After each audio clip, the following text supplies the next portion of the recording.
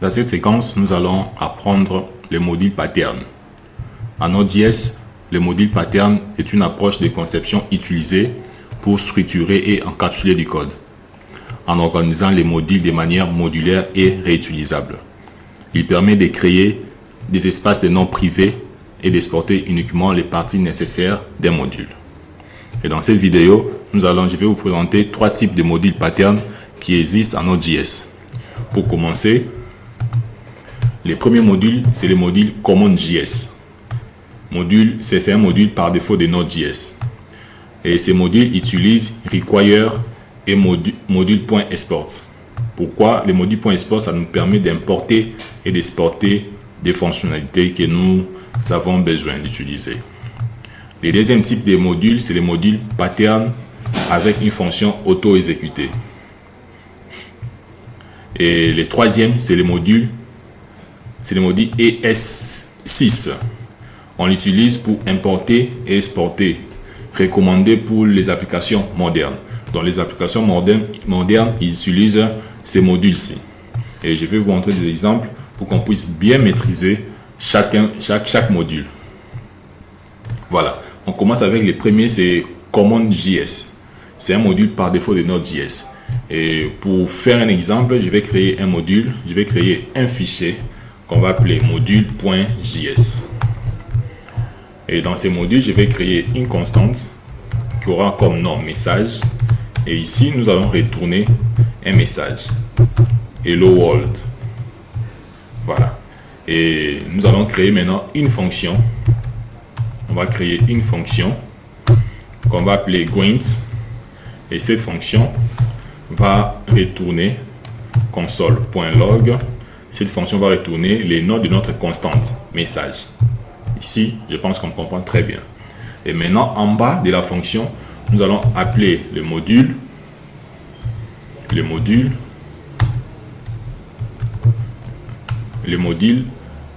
.export. Rappelez-vous, le module .export, ça permet d'importer ou d'exporter les fonctionnalités ou des fonctionnalités. Et dans cette exportation, nous allons exporter quoi? Les noms de la fonction Gwint. Voilà, point virgule. J'enregistre. Et maintenant, ce qu'on a besoin de faire, comme nous avons créé cette fonction dans les fichiers module.js, nous avons besoin de l'utiliser dans l'index.js. Ce qu'il faudrait faire, on va maintenant aller dans index.js, on va créer une constante qui va nous permettre d'appeler les noms de notre fichier module.js. On va l'appeler module myModule. Et myModule aura comme require, c'est pour importer. Require. J'appelle le nom de la module. Et ici, je vais maintenant appeler le nom de ma module, myModule, le nom de la fonction qui existe dans module.js, Gwint. Je l'ai appelé ici grâce à require, grâce à l'importation. Voilà. Point virgule. J'enregistre. Je viens maintenant au terminal. Je vais appeler mon fichier index. Voilà, ça nous retourne Hello World. Donc ça, c'est le premier type de modules qui existent en Node.js, CommonJS. Dans CommonJS, ce qu'il faudrait retenir, on utilise require pour importer les noms du module ou du fichier et on utilise le module .export. Pourquoi? C'est pour importer et exporter des fonctionnalités que nous souhaitons appeler.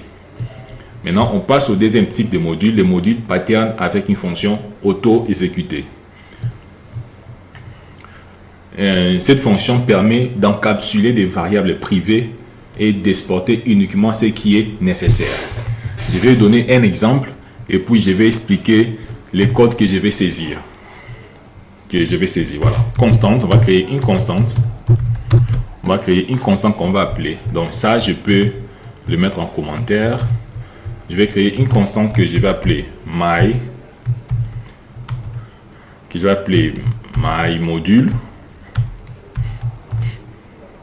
myModule. Et cette constante myModule aura une fonction. Et cette fonction, c'est une fonction anonyme. Donc, une fonction anonyme, c'est une fonction qui ne porte pas de nom. Voilà. Et dans cette fonction, nous allons retourner une constante qu'on va appeler private var. Et dans private var, nous avons besoin d'afficher un message. Je mets je suis privé. Voilà. Point virgule. Ici, on comprend déjà. Et maintenant, dans cette constante MyModule, je vais créer une fonction dedans qu'on va appeler private méthode. J'ouvre les parenthèses, je vais retourner un message console.log. Ici, je vais retourner un message qu'on va dire accès refusé. Accès refusé. Point virgule. Voilà, je sors à l'extérieur de la fonction private méthode. Maintenant, je vais retourner. Sachez que lorsqu'on crée une fonction, que ce soit anonyme, que ce soit fléché, nous devons toujours retourner les résultats. Ici, on fera return. Dans return, je vais ouvrir les parenthèses. Je vais créer une autre fonction dedans. On va l'appeler public méthode. Public méthode. Public méthode aura une fonction anonyme encore qui ne porte pas de nom. Et cette fonction va retourner un message.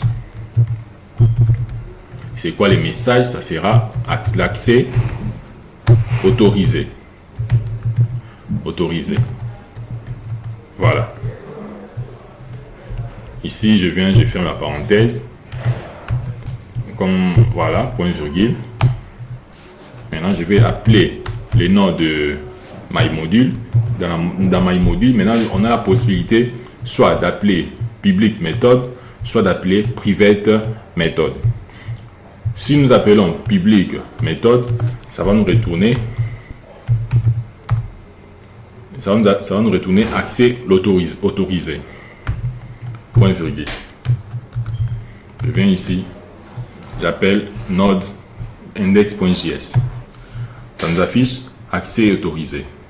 Et si j'appelais maintenant MyModule.private méthode, ça va nous afficher l'erreur. Pourquoi? Parce que l'accès